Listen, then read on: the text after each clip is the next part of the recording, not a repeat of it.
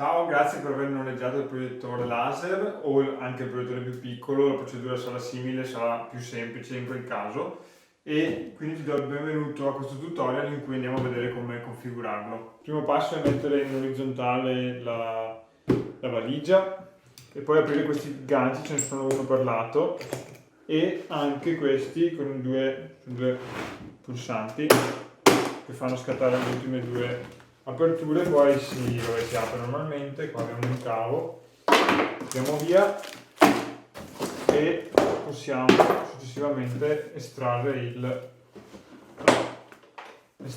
proiettore.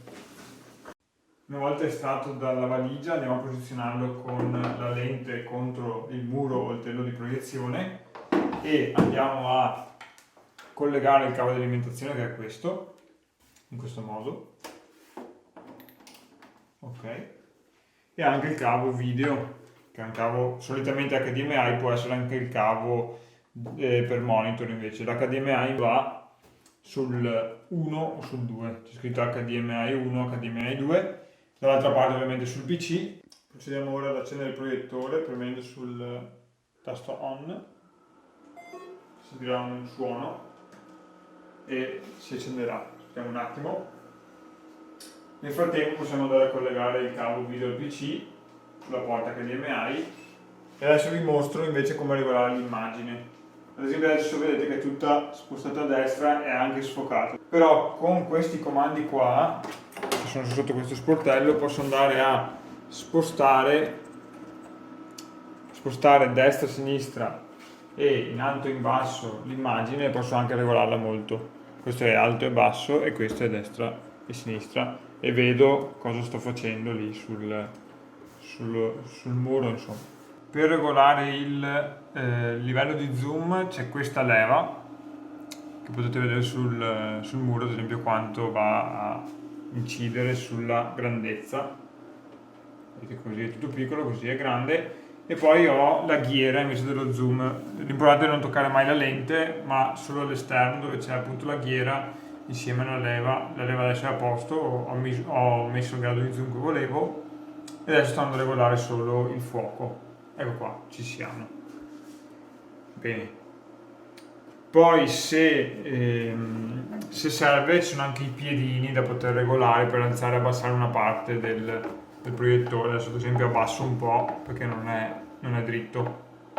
Eccolo là. Un paio di regolazioni importanti che possiamo andare a fare col telecomando sono la regolazione eco, che ci permette di modificare la luminosità perché magari è troppo luminoso e quindi possiamo abbassarla. Spento è al massimo della luminosità, eco 1 è intermedia e eco 2 la abbassa ancora di molto, insomma in ambienti molto scuri.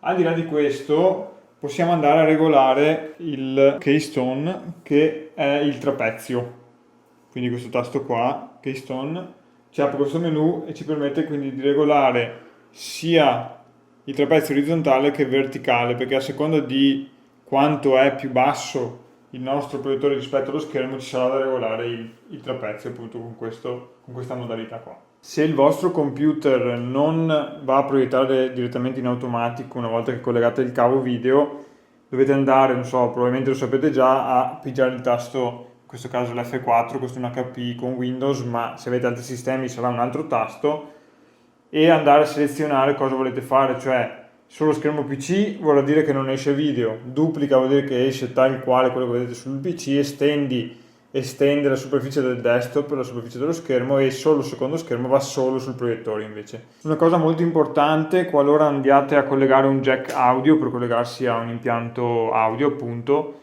bisogna dovrete andare a modificare qui l'impostazione di uscita audio, perché come vedete prende l'uscita HDMI, perché l'HDMI porta anche l'audio, il proiettore ha una piccola cassa, però chiaramente è una cassa che non è molto adatta ad ascoltare ad alto volume, e quindi devo andare a selezionare invece cassa barra cuffie. In questo modo il mio audio esce dal jack e quindi va all'impianto stereo, diversamente da qui dove è sul proiettore. Una volta spento il proiettore aspettiamo che finisca il raffreddamento, lampeggerà la spia arancione e si sentirà il rumore della ventola da questa parte. e quando finisce la ventola di girare, insomma, la luce resterà fissa e possiamo scollegare il tutto senza alcun problema. Grazie per aver seguito il tutorial per il proiettore. Se avete noleggiato quello più piccolo è tutto più semplice, nel senso che ci sono meno regolazioni, non c'è la regolazione del destra-sinistra su e giù che ha solo questo, c'è tutto il resto da fare uguale, quindi il cavo video, l'alimentazione è identica, e il tasto d'accensione è uguale, le impostazioni anche dei telecomandi sono molto simili, dovete cercare sempre la regolazione del trapezio se avete da regolare appunto le diagonali dello schermo. Grazie e alla prossima!